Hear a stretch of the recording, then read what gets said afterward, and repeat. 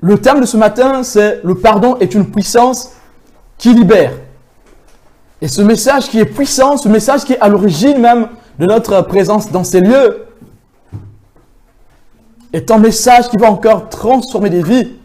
C'est vrai que ce mot, nous l'entendons partout, dans le métro, dans le tram, à la maison.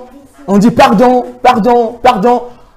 Mais ce matin, nous voulons rentrer en profondeur de ce mot pardon. Nous allons comprendre ce qu'est le pardon. Nous apprenons aux enfants d'être polis, de dire pardon. Mais ce matin, nous n'allons pas parler de la politesse. Nous allons parler ici d'un mot qui délivre. Un simple mot qui libère. Un tout petit mot qui peut changer le cours de la vie. Un tout petit mot qui peut aussi, quand il manque dans un milieu, peut détruire des familles. Quand il n'y a pas le pardon, les familles sont détruites. Quand il n'y a pas le pardon, les pays sont détruits. Et le monde entier est détruit à cause du manque de pardon. Et ce matin, c'est ce mot-là que nous étudions, le pardon. Et le pardon est une puissance qui libère. Ce thème est basé sur le texte de 2 Timothée, chapitre 1, verset 9. Par la puissance de Dieu qui nous a sauvés et nous a adressé une sainte vocation, non à cause de nos œuvres, mais selon son propre dessein et selon la grâce qui nous a été donnée en Jésus-Christ avant les temps éternels. Alléluia.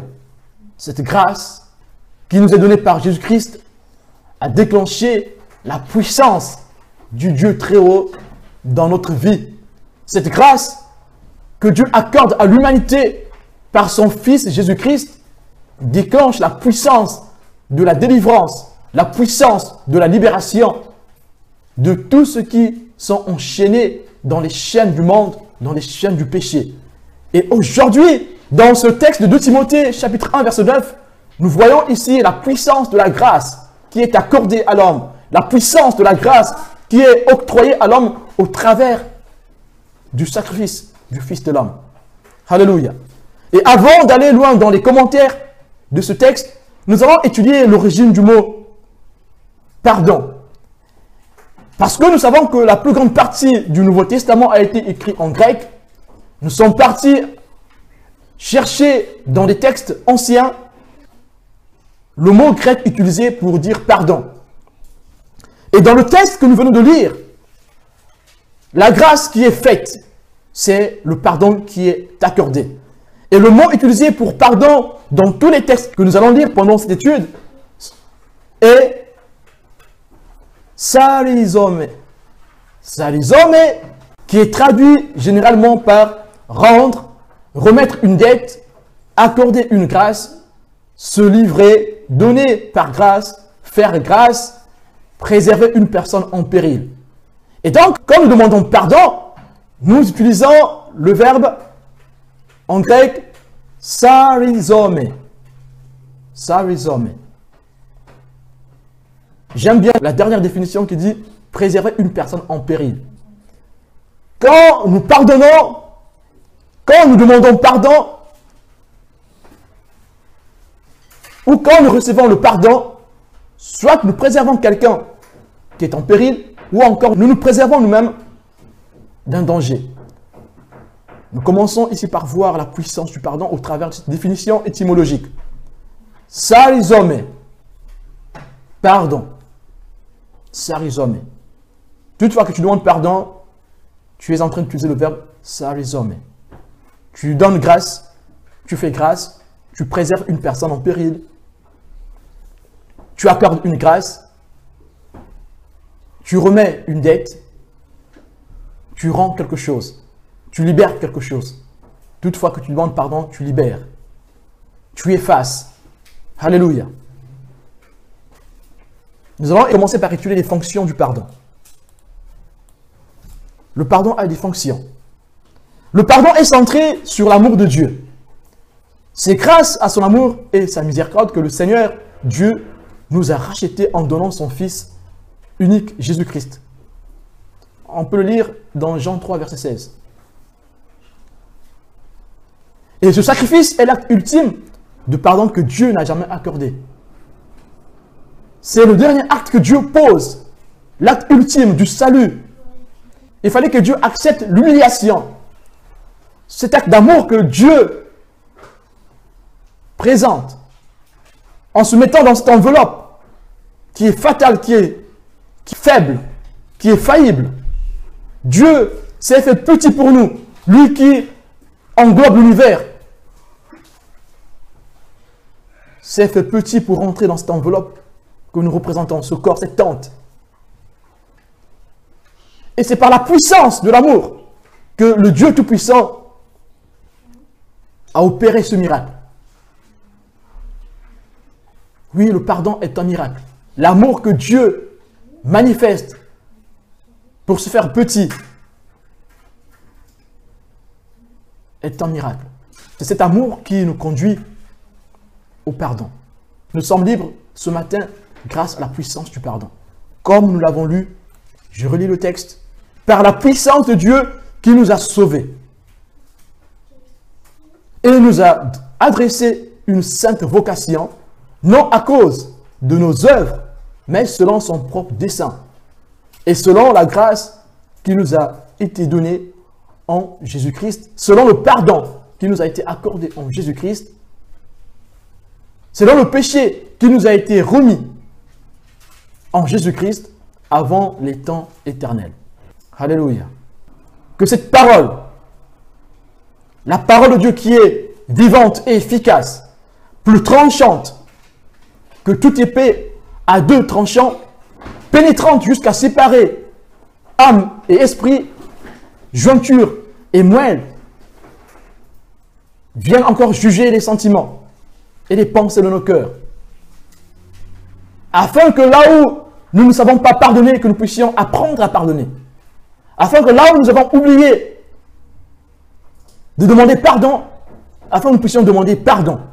Parce qu'il est écrit dans Hébreux 4, verset 13, « Nulle créature n'est cachée devant lui, mais tout est à nu et à découvert aux yeux de celui à qui nous devons rendre compte. » Tous nous rendrons compte devant le Seigneur. Tous nous passerons devant le tribunal du Seigneur, comme le dit Paul. Alléluia. Et donc, ce matin, dans ce message, le Seigneur nous apprend à pardonner. Il commence à nous montrer la puissance qu'il y a dans le pardon. Et si nous lisons Hébreux 9, verset 22, « Or, d'après la loi, presque tout est purifié avec du sang. Et s'il n'y a pas de sang versé, il n'y a pas de pardon. Sans effusion de sang, il n'y a pas pardon de péché. » Il fallait que Dieu aime l'humanité afin que le sang de son Fils soit versé. Sans effusion de sang, il n'y a pas pardon. Le pardon est une puissance qui libère. Et c'est par le pardon que Dieu nous accorde que nous recevons la régénération. Sans pardon, il n'y a pas de régénération. Si tu es vivant aujourd'hui, mon frère, si tu es vivante aujourd'hui, ma soeur, c'est parce que la puissance du pardon est venue transformer ton cœur et le Saint-Esprit est venu te renouveler, te régénérer. Alléluia. Voilà pourquoi nous citons ici les fonctions du pardon. Le pardon est gage de notre salut. Le pardon est gage de notre salut. Luc, chapitre 1, verset 77. Afin de donner à son peuple la connaissance du salut par le pardon de ses péchés. Alléluia. Ici, dans ce texte, on parle de Jean-Baptiste qui vient aplanir les sentiers, qui vient aplanir le chemin pour montrer au peuple comment recevoir le royaume des cieux, comment recevoir la parole qui sauve, comment recevoir le verbe de Dieu. Alléluia. Et voilà pourquoi il est écrit, afin de donner à son peuple la connaissance du salut par le pardon de ses péchés. Ici, on parle du baptême de repentance prêché par Jean le Baptiste. Alléluia. Et nous voyons ici que le pardon des péchés est le gage de notre salut. Deuxième fonction du pardon. Le pardon nous libère des chaînes du péché, du monde, de la puissance du mal. C'est grâce au pardon que nous sommes sauvés. Le pardon nous libère de la mort.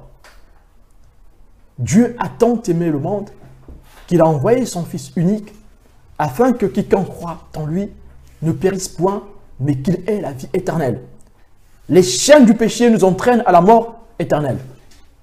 Les chaînes de ce monde nous entraînent à la mort éternelle. La puissance du mal nous entraîne à la mort éternelle. Donc, sans le pardon du Dieu vivant, nous ne pouvons pas accéder au salut. Le pardon nous libère des chaînes du péché. Le pardon nous libère des chaînes du monde. Le pardon nous libère de la puissance du mal. Le pardon nous libère des chaînes de l'ennemi. Alléluia. Une autre fonction du pardon, le pardon brise les liens ancestraux. Le pardon brise les liens ancestraux. Là, nous citons les fonctions, nous allons rentrer en profondeur de ce que nous sommes en train de dire. Alléluia. Voilà pourquoi quand nous venons en Christ, puisque le Seigneur nous pardonne, puisque le Seigneur porte sur lui cette charge, nous n'avons plus à aller dans les sources, comme certains disent.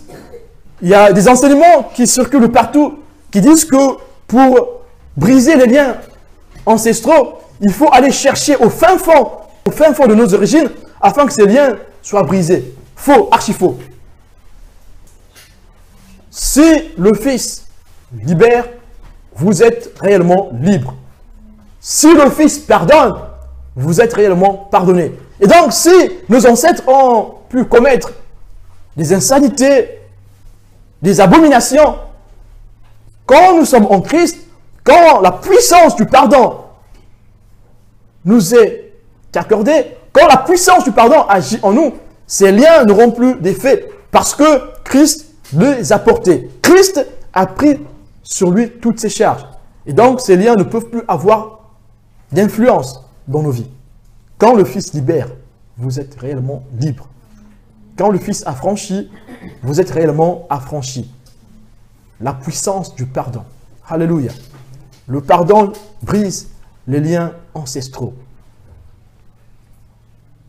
Donc, si tu es le fils d'Hitler, c'est un exemple d'abomination par excellence, un exemple humain d'abomination par excellence. Si tu es le fils d'Hitler, ou si tu es la fille d'Hitler, une fois que la puissance du pardon agit en toi, le péché d'Hitler ne peut plus avoir de lien avec toi. Tu ne peux plus avoir de lien avec Hitler. Tous les liens spirituels sont rompus, sont brisés. Alléluia.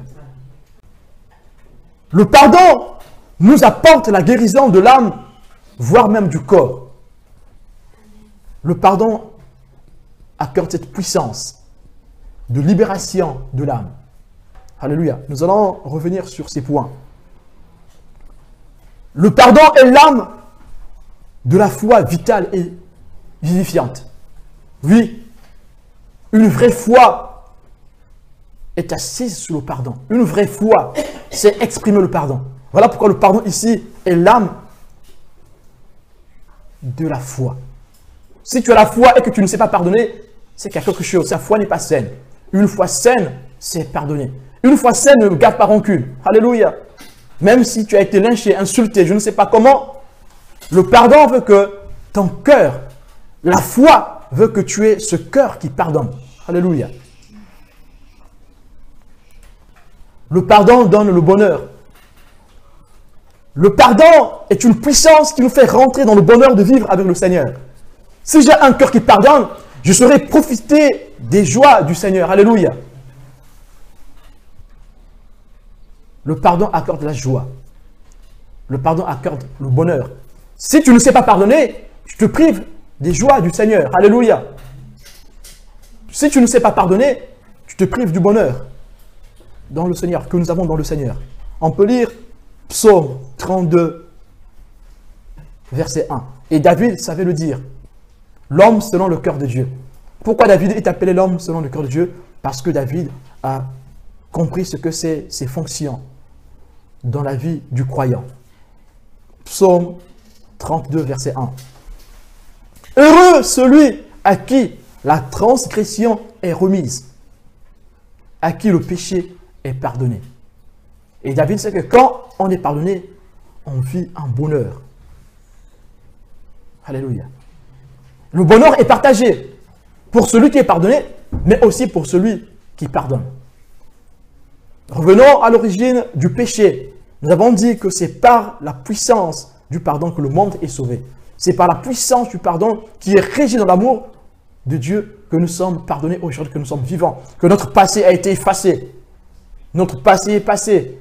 Pourquoi? Parce que Dieu, dans son amour, a choisi de nous pardonner. Malgré ce que nous avons commis comme péché, Dieu a choisi de nous pardonner. Dieu nous a appelés. Il dit, revenez à moi. Oui. L'amour de Dieu. Le pardon accorde le bonheur.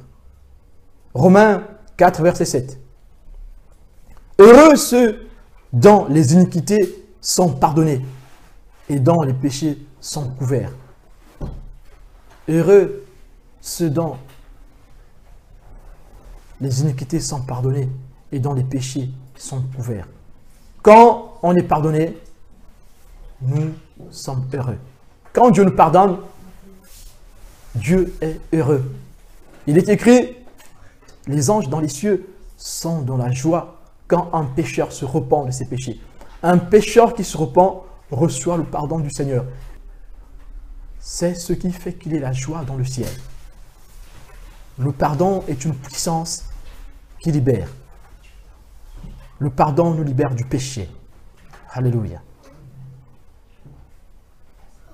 Le pardon augmente notre amour pour le Seigneur. Donc, pour notre prochain aussi, nous citons ici les fonctions du pardon. Plus nous pardonnons, plus notre amour pour le Seigneur augmente. Et plus nous aimons notre prochain. Tu ne peux pas aimer ton prochain si tu n'aimes pas Dieu. Alléluia. Parce que l'amour véritable réside dans le Seigneur. Luc 7, verset 46 à 47. Le pardon est une puissance qui libère. Nous pouvons le lire dans ce texte. À celui qu'on pardonne plus, aime plus. À celui qu'on pardonne peu, aimera peu. La puissance du pardon. Le pardon est une puissance qui libère. Parce que cette femme a été pardonnée, elle peut manifester l'amour. Elle peut manifester la reconnaissance. Parce que elle reconnaît la puissance du pardon dans sa vie. Et donc le pardon vient transformer sa vie. Parce que sa vie est transformée, elle peut manifester l'amour qu'elle a pour son Seigneur. Alors, si tu n'es pas reconnaissant, si je ne suis pas reconnaissant, si tu n'es pas reconnaissante, ça veut dire que tu n'es pas assez pardonné. Voilà pourquoi tu ne peux pas manifester l'amour. Si tu sais que tu as été pardonné, si tu sais que tu es pardonné, tu dois manifester l'amour. L'amour envers ton prochain, l'amour envers ton ennemi. Voilà pourquoi, si quelqu'un me fait quelque chose de très mal, parce que je sais que j'étais pire que lui, j'étais dans la boue, ce Dieu si grand, celui qui fait de la terre son marchepied et du ciel son trône, celui dont la hauteur ne peut être mesurée, s'est fait petit et rentré dans une enveloppe, une petite enveloppe charnelle, pour que je sois pardonné. En mesurant cette grâce, oui, je peux donc pardonner à celui qui m'a fait du mal. Je peux donc oublier, effacer. Je peux donc remettre le mal que ce dernier m'a fait. Alléluia. Et nous voyons dans tout ce que nous venons de lire, le pouvoir du pardon, c'est Christ qui l'a. C'est important de savoir qui a le pouvoir de pardonner. C'est Christ qui détient le pouvoir du pardon. Nous pouvons le lire dans Marc chapitre 2, versets 5 à 11. Jésus, voyant leur foi, dit au paralytique, « Mon enfant, tes péchés sont pardonnés. » Il y avait là quelques scribes qui étaient assis et qui disait au-dedans d'eux, comment cet homme parle-t-il ainsi? Il blasphème. Qui peut pardonner les péchés si ce n'est Dieu seul? Jésus, ayant aussitôt connu par son esprit ce qu'il pensait au-dedans d'eux, leur dit, pourquoi avez-vous de telles pensées dans vos cœurs?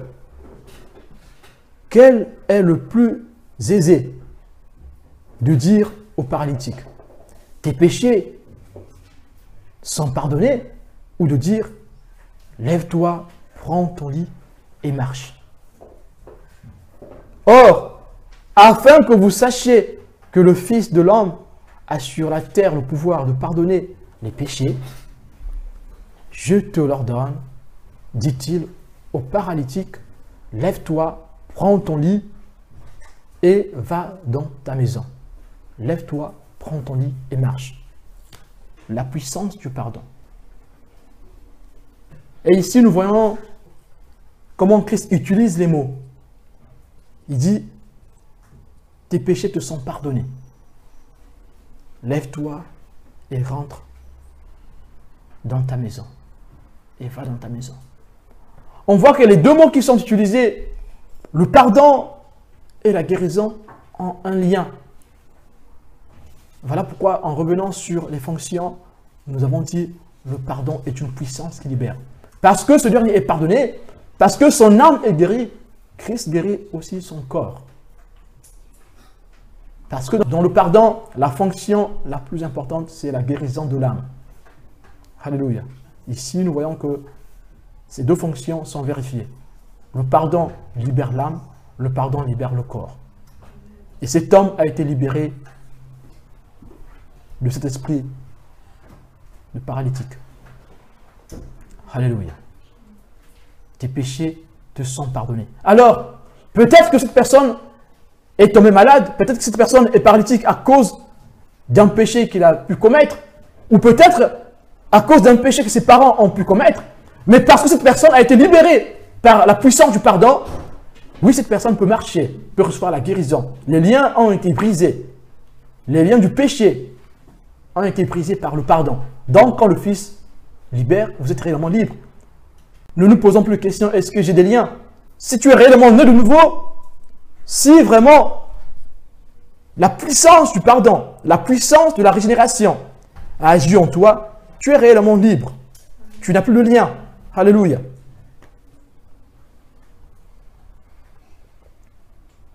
C'est Christ qui a le pouvoir de pardonner. Luc 7, verset 48. Et il dit à la femme, tes péchés sont pardonnés. 1 Jean, chapitre 2, verset 12. Je vous écris, petits enfants, parce que vos péchés vous sont pardonnés à cause de son nom. À cause de quel nom? À cause du nom de Jésus. À cause de l'amour manifesté. Et nous pouvons aussi lire dans Nombre 19, verset 9, on a plusieurs textes, même dans Exode, sur la puissance de l'expiation du péché par le sang. La puissance du pardon. Nous pouvons voir la puissance de l'expiation du péché. Par l'eau, par le sang, par l'esprit. C'est trois choses qui rendent témoignage. Alléluia. Matthieu 26, verset 28. Car ceci est mon sang, le sang de l'alliance, qui est répandu pour plusieurs, pour la rémission des péchés, pour le pardon des péchés. Oui, nous sommes sauvés par le sang de Jésus-Christ, par cet amour si grand qui vient nous délivrer du mal. Alléluia. La puissance du pardon. Le pardon est une puissance qui libère. Alléluia. Jérémie 31, 34 dit la même chose. Psaume 86, verset 5, dit la même chose. Car tu es bon, Seigneur, tu pardonnes. Tu es plein d'amour pour tous ceux qui t'invoquent. Alléluia. Donc le chrétien doit toujours pardonner. Nous avons vu le pardon de Dieu, les fonctions du pardon. Mais si nous sommes pardonnés, si nous reconnaissons que nous sommes sauvés par le pardon du Dieu très haut, Parce que ce Dieu Tout-Puissant a accepté de nous pardonner. Ce Dieu Tout-Puissant a donné son Fils mourir à la croix afin que nous soyons pardonnés. Si nous reconnaissons ce pardon en nous, le Seigneur nous invite, nous aussi, à notre tour, de pardonner. Voilà pourquoi le chrétien doit toujours pardonner. Luc 17, versets 3 à 4. Prenez garde à vous-même. Si ton frère a péché, reprends-le. Et s'il se repent, pardonne-lui. Et s'il a péché contre toi 7 fois dans un jour, et que 7 fois il revient à toi, disant « Je me repens », tu lui pardonneras. Matthieu 18, verset 22. Jésus lui dit « Je ne te dis pas jusqu'à 7 fois, mais jusqu'à 70 fois 7 fois. » Et nous voyons qu'ici, le pardon n'a pas de limite. Donc, si tu sais que Dieu t'a pardonné, si dans ton cœur, tu sais que tu es régénéré, si tu sais que la puissance du pardon a agi dans ta vie, tu as libéré des chaînes du mal, tu as libéré des chaînes de l'ennemi, tu as libéré des liens ancestraux, alors le pardon qui agit dans ton cœur n'aura pas de limite. Même si on t'a fait quelque chose de très grave, rien ne dépasse notre désobéissance devant le Seigneur. Rien ne dépasse notre infidélité devant le Seigneur, notre idolâtrie. Nous avons vautré dans l'idolâtrie, mais le Seigneur nous a pardonné. Nous avons fait de la prostitution spirituelle. On a adoré des idoles. Oui. Mon idole, peut-être c'était de l'argent.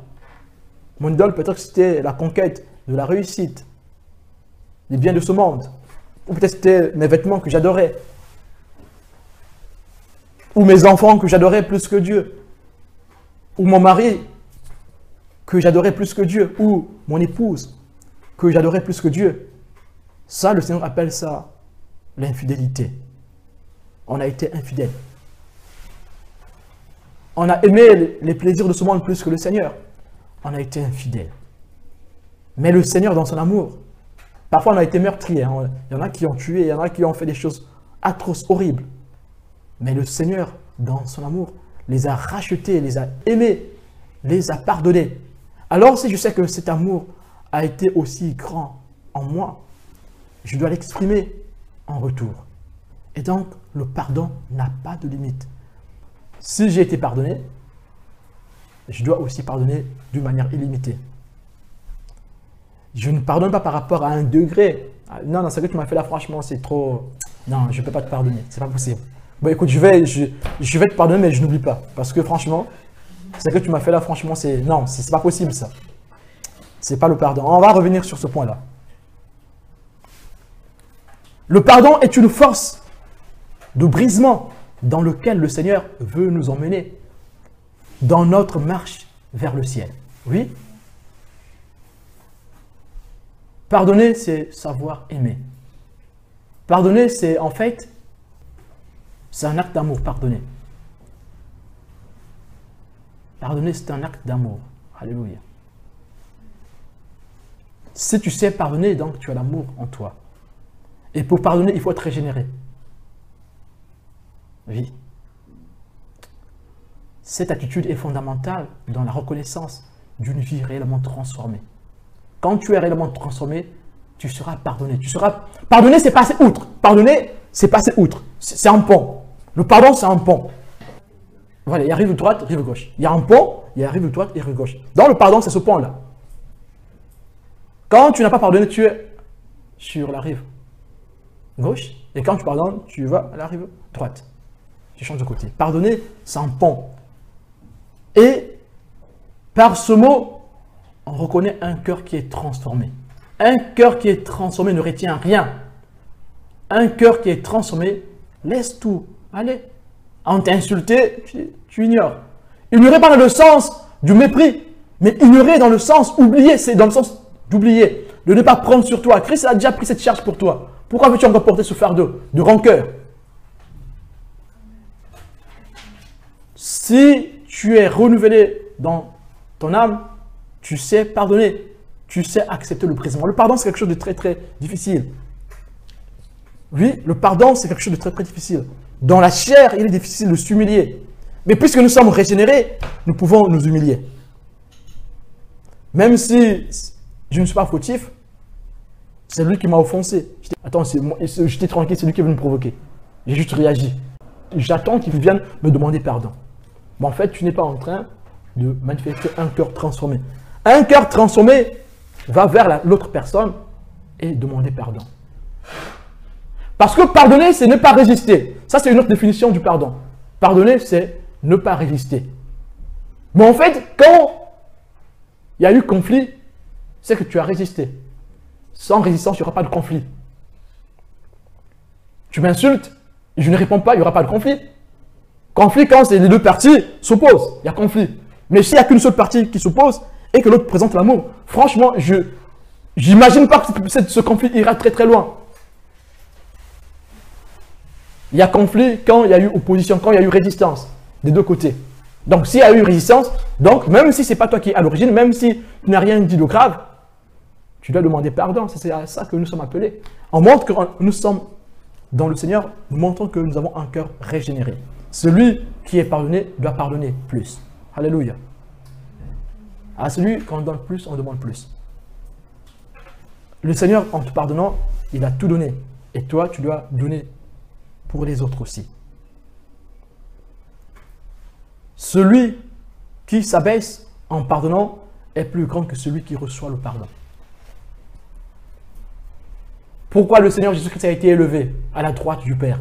Parce qu'il a porté cette charge sur lui. Oui, pardonne-leur. Car ils ne savent pas ce qu'ils font. Celui qui pardonne est plus grand que celui qui reçoit le pardon.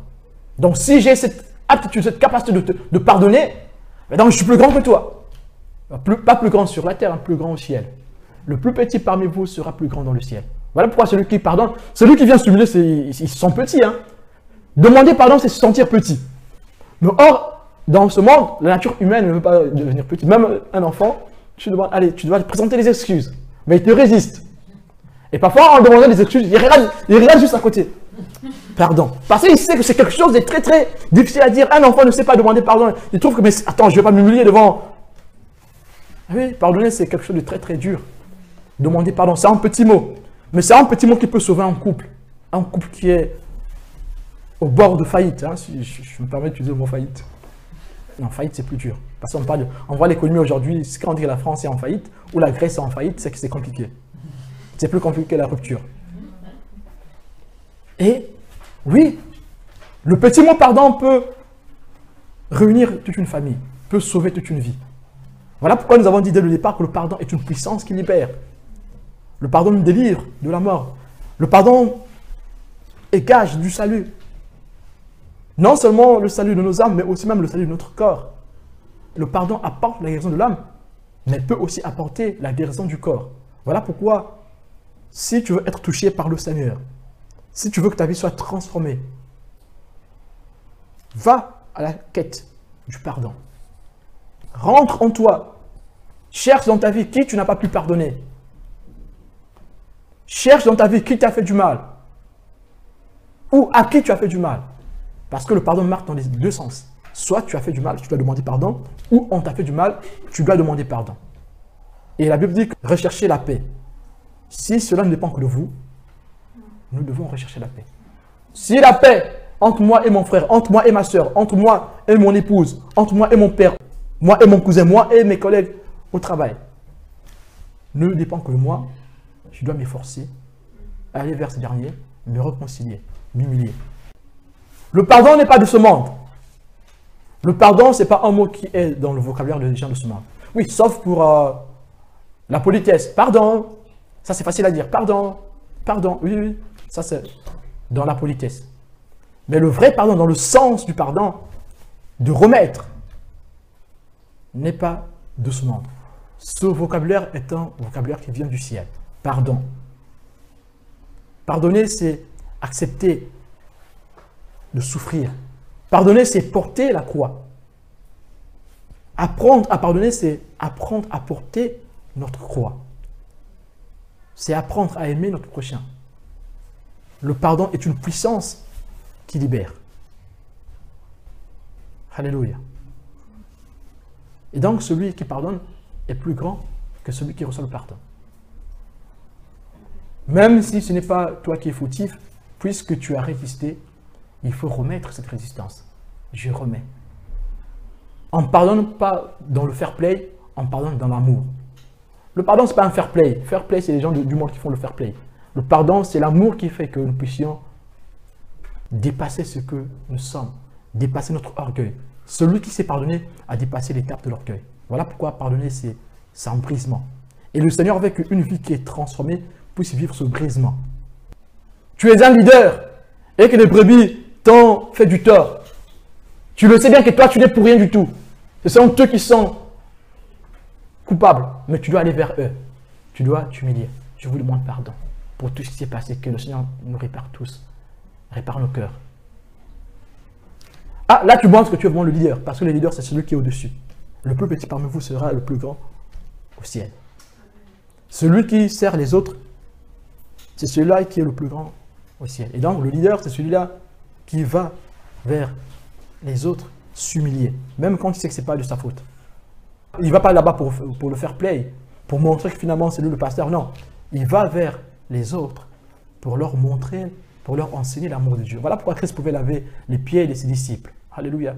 Il voulait leur enseigner le service et l'amour. Et donc nous pouvons dire que le pardon élève. Le pardon élève. Même si tu n'es pas à l'origine du conflit, humilie-toi devant ton congénère, devant ton prochain. C'est par là que tu le gagneras. Oui. Le pardon, c'est un signe d'amour que tu vas apporter à l'autre et tu gagneras son cœur. Notre habitude à pardonner montre notre humilité et notre attachement au Seigneur. Si tu ne sais pas pardonner, c'est que tu as un problème d'attachement au Seigneur. C'est que l'amour de Dieu n'a pas agi en toi parfaitement pour te transformer. Oui. Il est écrit dans Éphésiens 4, verset 32, « Soyez bons les uns envers les autres, compatissants, vous pardonnant réciproquement, comme Dieu vous a pardonné en Christ. » Parce que nous avons reçu le pardon de Christ, nous aussi, nous devons nous pardonner. Pourquoi Paul parle de pardonnez-vous mutuellement? Mais parce que forcément, quand deux personnes sont ensemble, il y aura forcément un conflit. Un conflit finira par arriver. Mais la puissance du pardon fera que ce conflit ne soit pas un conflit du monde. La cohabitation emmène toujours à des conflits. Inévitable. Même si vous êtes le super extra spirituel, même si vous êtes très spirituel, donc TTS, très spirituel, je vous assure que le conflit finira par arriver. On a vu Paul avec Barnabas. Le conflit est arrivé. Moi, je veux qu'on prenne Marc avec nous. Non, Marc ne nous a pas accompagnés lors des précédents voyages. Aujourd'hui, Marc ne peut pas nous accompagner. Non, je veux que Marc soit avec nous. Non, je ne veux pas que Marc soit avec nous. Il y a un conflit. Et pourtant, là, il n'y a pas eu mort d'homme, mais c'est un conflit. Est-ce que Paul et Barnabas sont séparés à queue de poisson? Non. Ils ont dit, bon, comme tu ne veux pas de Marc, moi, je vais avec Marc, toi, tu prends quelqu'un d'autre. Pourquoi il n'y a pas eu de conflit? Parce qu'il n'y a pas eu résistance. Ils sont séparés à l'amiable. Ils ont continué à travailler ensemble dans le même esprit. Même si les deux n'étaient pas ensemble de façon physique, mais spirituellement, ils ont gardé le même esprit dans l'unité de l'Église.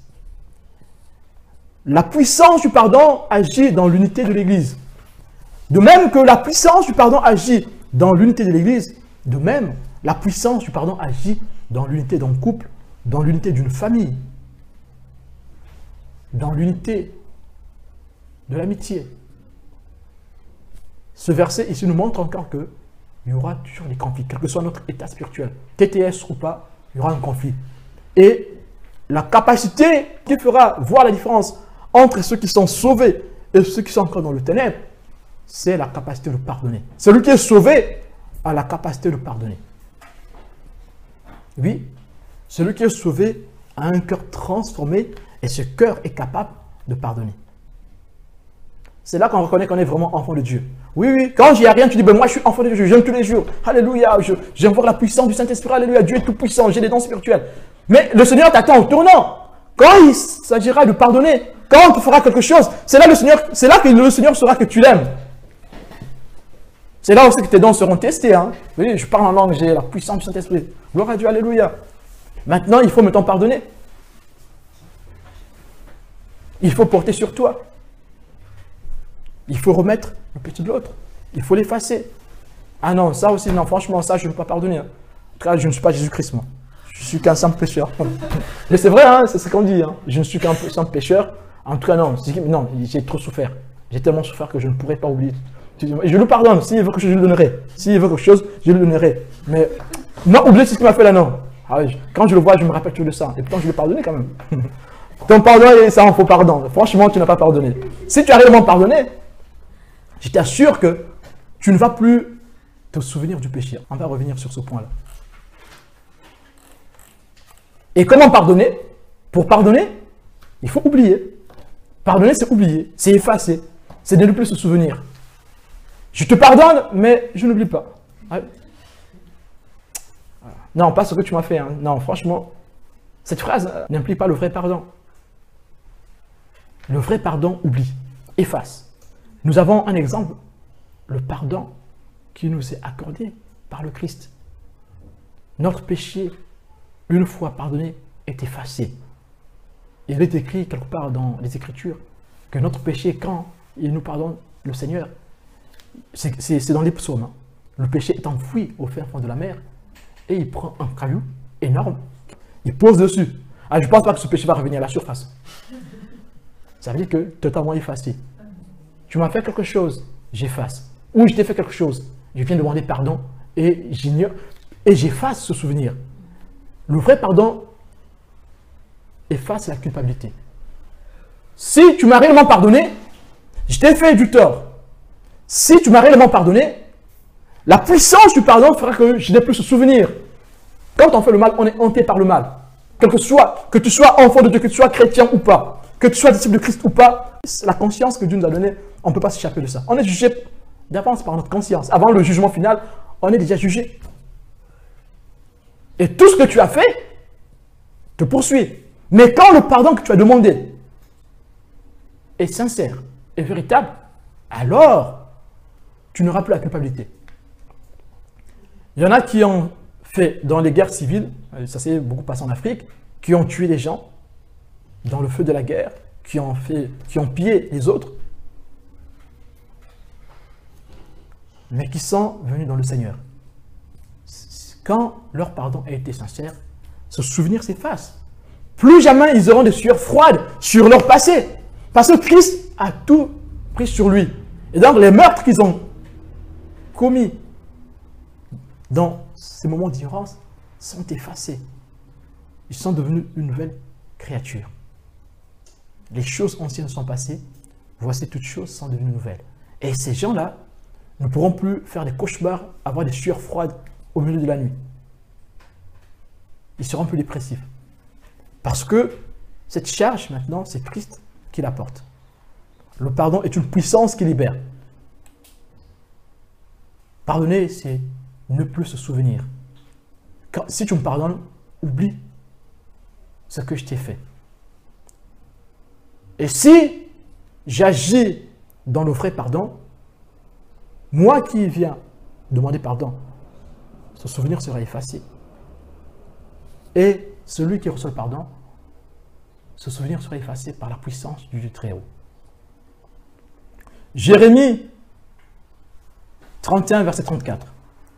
Celui-ci n'enseignera plus son prochain, ni celui-là son frère, en disant « Connaissez l'Éternel, car tous me connaîtront, depuis le plus petit jusqu'au plus grand, dit l'Éternel.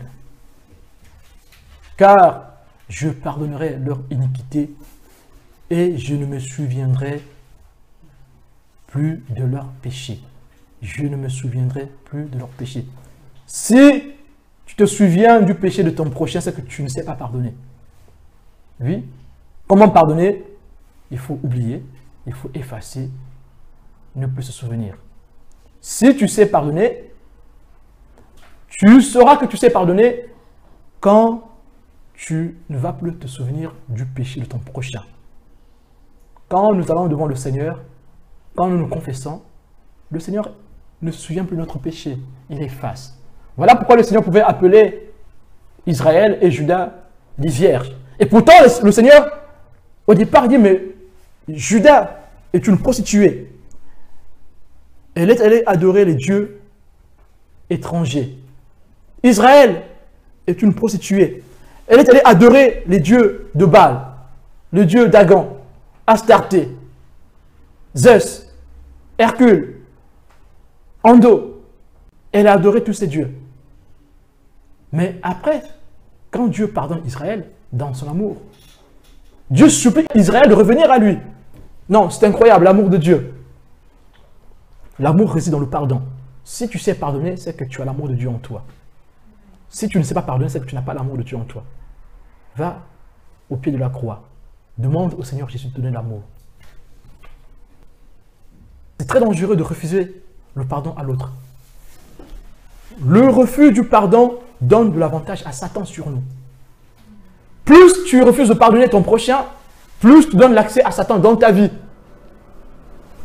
Et le manque du pardon fera que les brèches, ces portes qui ont été fermées par le Seigneur, s'ouvrent. Quelqu'un qui manque le pardon, quelqu'un qui en manque de pardon, aura la facilité de faire des choses encore plus horribles. Cette personne va plus s'éloigner de Dieu que de se rapprocher de Dieu. Alléluia.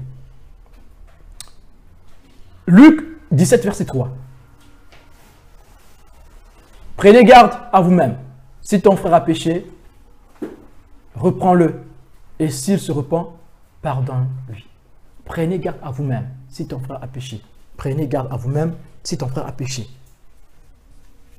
Et pourtant là, on ne dit pas que si tu as péché, c'est ton frère qui a péché. Tu dois lui pardonner. Tu ne dois pas lui tenir rigueur. Quand on parle du pardon, ce n'est pas juste dans le sens où on m'a fait quelque chose. Si un frère parmi nous pêche contre le Seigneur, nous avons le devoir de le pardonner. Oui, cela n'exclut pas la sanction. La sanction tombera, mais nous ne pouvons pas garder rancune à ce frère à cause du péché qu'il a commis dans l'église. Si le péché qu'il a commis ne va pas au blasphème, nous sommes emmenés à lui pardonner, à ne pas lui tenir rigueur. Par contre, les conséquences du péché, il devrait les vivre. Oui, mais nous, dans nos cœurs, nous devons oublier. En voyant le frère, nous ne verrons plus son péché. Je dis, ah, quand je vois ce frère-là, je vois seulement ce qu'il a fait là. En fait, finalement, ce frère, il n'existe plus. Hein, c'est son péché maintenant qui existe devant vous. Il n'y a plus l'amour. Prenez garde à vous-même. Prenez garde à vous-même, c'est parce que nous devons être tentés. Et pourtant, nous menons une vie de sanctification, nous avons le zèle. Parce que nous menons une vie de sanctification, si un autre frère pêche ou une autre sœur pêche, ah mais cet frère est devenu le petit frère de Satan ou l'ami de Satan, et donc on ne peut plus le pardonner. Voilà pourquoi l'Église doit faire très attention concernant les sanctions, concernant les péchés, concernant l'exclusion. On doit se référer toujours à la parole de Dieu. Ça, c'est le péché pour l'autre. Le pardon pour l'autre qui a péché, parfois contre son propre corps. Nous sommes amenés, nous sommes appelés à lui pardonner sans plus jamais se souvenir de ce qu'il a fait. Et si ce frère est réparé par le Seigneur, qui sommes-nous pour retenir ce frère ou cette sœur? 2 Corinthiens 2, 10 à 11. Or, à qui vous pardonnez, je pardonne aussi. Et ce que j'ai pardonné, si j'ai pardonné quelque chose, c'est à cause de vous en présence de Christ, afin de ne pas laisser à Satan l'avantage sur vous. Car nous n'ignorons pas ses desseins. Les desseins de Satan, c'est de nous séparer du Seigneur. Et dès qu'il y a une erreur, un manque de discernement, un laisser-aller, un manque de vigilance, Satan prend de l'ampleur, il prend de l'avance. Ton manque de pardon est une porte que tu ouvres à Satan. Ton manque de vigilance est une porte que tu ouvres à Satan. En refusant de pardonner les autres, nous fermons non seulement les excuses des cieux sur nous, mais nous fermons aussi les excuses des cieux sur les autres, sur ceux à qui nous refusons le pardon. Si je t'ai fait du tort et que tu refuses de me pardonner, tu n'es pas en train de fermer mes portes, tu es aussi en train de fermer tes propres portes. Alléluia. Voilà pourquoi nous devons avoir cette aptitude à pardonner. En faisant cela, en résistant à l'autre, en refusant le pardon à l'autre, Satan prend de l'avance sur notre vie de sanctification. Tu peux aller faire tes jeûnes, tu peux aller donner l'offrande. Ton offrande ne servira plus à rien. Voilà pourquoi il est écrit dans l'Évangile, si tu es indifférent avec ton frère, et que tu vas à l'autel pour donner l'offrande, pose l'offrande, va régler le différend, et reviens donner l'offrande. Ça veut dire que ton offrande, ta prière, ton jeûne, ton sacrifice n'a pas de sens si tu ne te réconcilies pas avec les autres. On parle ici de la vraie réconciliation. Le manque de pardon peut entraver l'évolution ou la réussite de notre ministère. C'est ce que Paul enseigne ici. Voilà pourquoi Paul recommande à l'église de Corinthe d'éviter une sanction démesurée contre ce frère qui avait péché dans l'église, de peur de ternir l'image de l'église qui devait normalement être miséricordieux. Parce qu'il est écrit, soyez miséricordieux comme votre Père est miséricordieux. C'est à ça que nous sommes appelés. Luc 6, verset 36. C'est la capacité que Dieu donne à l'Église. L'Église doit avoir la miséricorde. Par un manque de discernement sur une situation, notre motivation pour servir le Seigneur peut être un avantage pour Satan, qui cherche toujours à nous surprendre même dans les petites erreurs. Nous devons faire très attention. Le manque de pardon vient du profond de notre cœur. Si tu manques de pardon, c'est que tu as un problème dans ton cœur. Ton cœur n'est pas encore guéri. Un cœur qui est guéri, c'est pardonner parce qu'il connaît l'importance du pardon. Un cœur qui ne sait pas pardonner est orgueilleux. Pour conclure, je vous donne le texte de Matthieu 18, versets 23 à 35. On nous présente le royaume des cieux. Ici, cette conclusion vient présenter la puissance du pardon concernant le royaume des cieux. Et le Seigneur dit ici, c'est pourquoi le royaume des cieux est semblable à un roi qui voulut faire rendre compte à ses serviteurs. Quand il se mit à compter, en lui, on amena un qui devait 10 000 talents. Comme il n'avait pas de quoi payer, son maître ordonna qu'il fût vendu. Lui, sa femme, ses enfants et tout ce qu'il avait, et que la dette fût acquittée. Le serviteur, se jetant à terre, se prosterna devant lui et dit, « Seigneur, aie pitié envers moi, et je te paierai tout. » Ému de compassion, le maître de ce serviteur le laissa aller et lui remit la dette. C'est ce que le Seigneur a fait pour nous. Il nous a remis la dette.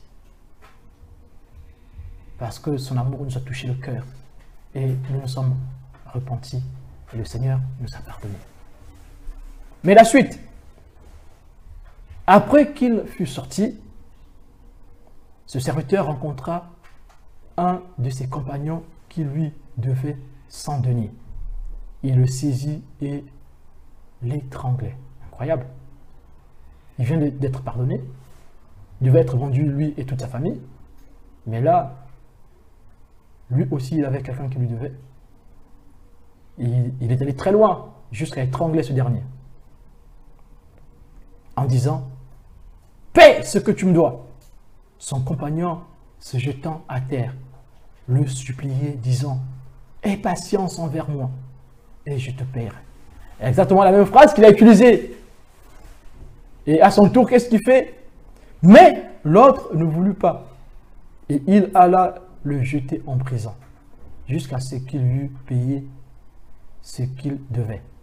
Ses compagnons ayant vu ce qui était arrivé, furent profondément attristés. Ils allèrent raconter à leur maître tout ce qui s'était passé.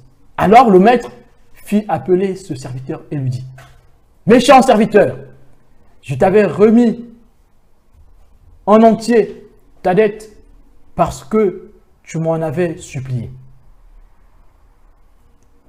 Ne devais-tu pas aussi avoir pitié de ton compagnon comme j'ai eu pitié de toi? » Et son maître, irrité, le livra au bourreau jusqu'à ce qu'il eût payé tout ce qu'il devait. C'est ainsi que mon Père Céleste vous traitera, si chacun de vous ne pardonne à son frère de tout son cœur. On doit aussi demander pardon quand nous savons que par nos pratiques, nous avons induit les autres dans la fausseté. Ça, il faut demander pardon. Parce que nous avons offensé indirectement. C'est très important. Que le Seigneur nous bénisse tous.